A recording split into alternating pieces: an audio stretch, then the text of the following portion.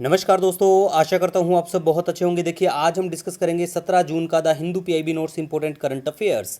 देखो, हमारा current affair देश के सभी एग्जाम के लिए काम का रहता है, चाहे आप देश के किसी भी पेपर की तैयारी करते हो। एक अच्छा अनाउंसमेंट हो रहा है आप सभी बच्चों के लिए, चाहे आप यूपी पीसीएस की तैयारी करो, चाहे बिहार की या मेन यूपीएससी के एग्जाम की तैयारी करें। ठीक है, आपके लिए हम मेन्स ओरिएंटेड सारी चीज़ें अच्छे से कवर करवाएंगे, आंसर राइटिंग भी बेहतरीन तरीके से। जैसे हम करंट अफेयर के लिए बोलते हैं ना, हमारे नोट से ना आए तो अनसब्सक्राइब कर देना, वैसे ही ज़बरदस्त चीज़ हम मेंस के लिए भी लेके आ रहे हैं। तो जो सीरीज रहेगी हमारी मेंस के लिए, उसका नाम रहेगा विद्यास्त्र। ठीक है, विद्यास्त्र।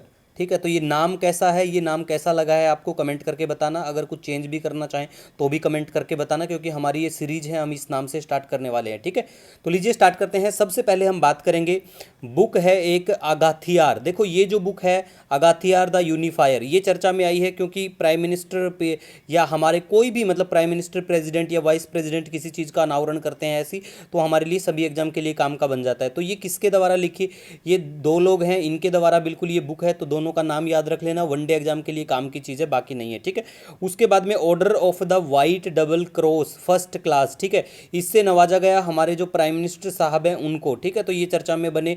तो ये ऑर्डर कहाँ का, कौन सा देश देता है, ये हाईएस्ट स्टेट ऑनर है किसका, स्लोवाकिया का। तो ये आपको ध्यान रखना है। ठीक है, उसके बाद में देखो, राजा परबा के बारे में बात करें तो ये एग्रेरियन फेस्टिवल है, ओडिशा का है, बस इतना याद रखो। उसके बाद में तिगालारी। ठीक है, तिगालारी क्या है, कई बार देखो ऐसे जो फेस्टिवल आते हैं ना, उनको मैच ऑफ द फॉलोइंग करके भी पूछ लेते हैं, तो इन चीज़ों का आप ध्यान रखा करो। क्यों, देखो रिसेंटली हरियाणा एचसीएस का पेपर था, उसमें भी पूछी गई थी चीज़ें, तो पीसीएस के एग्जाम में और इनमें ये चीज़ें देखने को मिल जाती हैं, तो आप ध्यान रखा करो। ठीक है, तो देखो तिगालरी के बारे में गाइस बात करें तो ये सदन ब्राह्मिक स्क्रिप्ट है। It was primarily used for writing Vedic text in Sanskrit. ठीक है, उसके बाद में डीआरडीओ कंडक्ट करता है test of long range land attack cruise missile का, जिसकी क्षमता बताई जा रही है 1000 से 1500 और बियॉन्ड 1500। ठीक है, इंडिजिनसली डेवलप है, इतना याद रख लें बस। ठीक है, नेक्स्ट बात करेंगे यूआईडीएआई। ठीक है, देखो हमारी ये जो एजेंसी हुई, फिर हमारा एनपीसीआई हुआ, इनके बारे में भाई याद रखा करो, क्योंकि जब से डिजिटल इंडिया की धूम चली है तब से इन चीज़ों के ऊपर ऐसा कोई साल नहीं, नॉट ए सिंगल ईयर, जब इसके ऊपर सवाल ना पूछा जाए। हर साल पूछा जाता है ऑलमोस्ट, तो याद रखा करो, चाहे वो आपका स्टेट पीसीएस का एग्जाम हो, चाहे यूपीएससी का कोई एग्जाम हो, सभी में आता है। ठीक है, तो UIDAI conducted face and iris age variance challenge conduct करते हैं, जिसमें वर्ल्ड की बहुत सारी कंपनियां, ऑर्गेनाइजेशन, इंस्टीट्यूशन इसमें हिस्सा लेते हैं।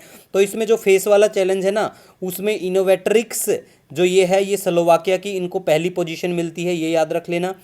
और आइरिस चैलेंज की बात करें, इसमें आईडीबीआईओ फ्रॉम यूएस, ठीक है, इनको फर्स्ट पोजीशन मिलती है, तो इतना याद रख लेना। इसके बाद गाइज हम बात करेंगे यहाँ पे aqua park at Bhojpur N DB regional centre at Patna, इनका इनॉग्रेशन होता है रिसेंटली, सीएम ऑफ बिहार के द्वारा किया जाता है। तो ये बिहार के बच्चों के लिए वेरी वेरी इंपॉर्टेंट न्यूज़ है, जो स्टूडेंट हमारे से जुड़े हैं और बिहार के एग्जाम की तैयारी करते हैं, तो आपको पता होना चाहिए। एनएफडीबी जो है, ये है नेशनल फिशरीज डेवलपमेंट बोर्ड, तो इसको आपको पता होना चाहिए। ठीक है, तो इसका सेंटर अब पटना में भी रीजनल सेंटर आपको देखने को मिल जाएगा।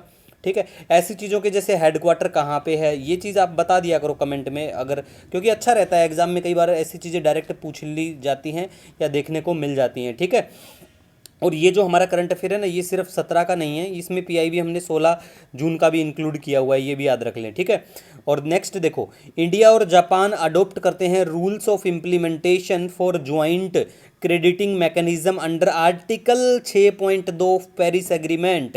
देखो, एक आर्टिकल 6.2 है पेरिस एग्रीमेंट का और एक 6.4 है, तो 6.4 आप जान लेना, मेनली यूएन के दवाना गवर्नड है ये। ठीक है, 6.2 की बात करें तो ये वाला जो आर्टिकल होता है ना, ये दो कोई भी बायलैटरल या मल्टीलैटरल कंट्री के द्वारा एग्रीमेंट होता है। इसमें ट्रेड आईटीएमओ, जो इंटरनेशनली ट्रांसफर्ड मिटिगेशन आउटकम्स के ऊपर काम किया जाता है, और प्राइमरली इसको डिज़ाइन किया जाता है ग्रांट्स के लिए, इन चीज़ों के लिए, मतलब। ठीक है, तो क्योंकि देखो ऐसी चीज़ें हैं ना, कई बार एग्जाम में देखने को मिल जाती हैं डायरेक्टली। ठीक है, मतलब जैसे पूछ लेंगे आपसे कि primarily it is design for grants और गवर्नमेंट्स, तो यहाँ पे गवर्नमेंट है, सॉरी ग्रांट लिख दिया था, ये गवर्नमेंट आएगा। ठीक है, गवर्नमेंट्स के लिए है डिज़ाइंड।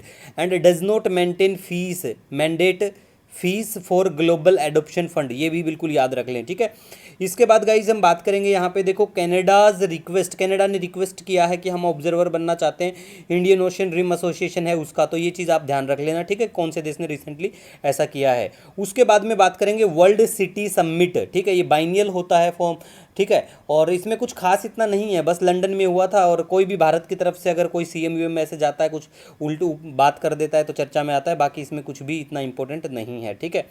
उसके बाद में देखो 10th शेड्यूल की बात करें, ये very very important, this schedule is very very important for all upcoming exam of our country. कोई भी एग्जाम हो सभी के लिए वेरी वेरी इंपॉर्टेंट है 10th शेड्यूल। इसके ऊपर इवन मेंस में भी क्वेश्चन देखने को मिल सकता है, क्योंकि ये ड्रामा चलता रहता है, ठीक है। तो 10th शेड्यूल जो है 52वां 52nd constitutional amendment to introduce the anti defection law through 10th schedule in 1985 1985। तो ये बिल्कुल याद रखें भाई, कब क्या आया था, कौन से शेड्यूल में इसको ऐड किया गया, अमेंडमेंट कौन सा है, ये बिल्कुल याद रखें। तो देखो जब कोई जैसे अभी क्या हुआ था रिसेंटली, किसी पार्टी का जैसे कोई भी पार्टी के मेंबर है वो दूसरी पार्टी में चले जाते हैं, डिफेक्शन का केस उन पे लगता है, तो ऐसे ही करके एक पैराग्राफ 3 है वो स्प्लिट क्लॉज के ऊपर बात करता है, 1/3 के ऊपर था पहले इसमें, तो ये ओमिटेड हो चुका है, मतलब ये खत्म हो चुका है, डिलीट हो चुका है इस कॉन्स्टिट्यूशनल अमेंडमेंट एक्ट के तहत, ठीक है।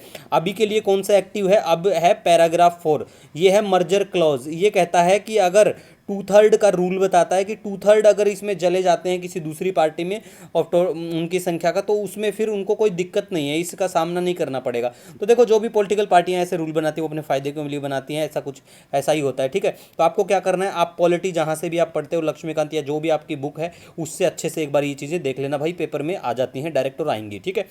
इसके बाद हम बात करेंगे यहाँ पे वर्ल्ड गोल्ड काउंसिल के बारे में। ट्रेड एसोसिएशन है गोल्ड इंडस्ट्री का ये, और इसमें कुछ भी नहीं है इतना। इसको 1987 में फाउंड किया जाता है, हेडक्वार्टर लंदन में है, और प्रेसिडेंट कौन है, देखो ऐसी चीज़ें ना वनडे एग्जाम जो होते हैं ना, जैसे एसएससी या बैंक का पेपर हो गया, उनके लिए काम की बन जाती हैं, ठीक है।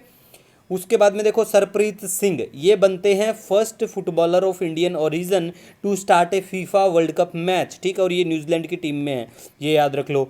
उसके बाद में देखो स्मृति मंधाना जो है, इनका नाम गया है टाइम्स मैगजीन लिस्ट में, ठीक है। तो ये भी इंपॉर्टेंट बन जाती है। इसी के साथ आज का हमारा वीडियो लेक्चर एंड होता है। आपको वीडियो लेक्चर कैसा लगता है कमेंट सेक्शन में जरूर बताना। मिलेंगे नए दिन के साथ, wish you all the best, जय हिंद।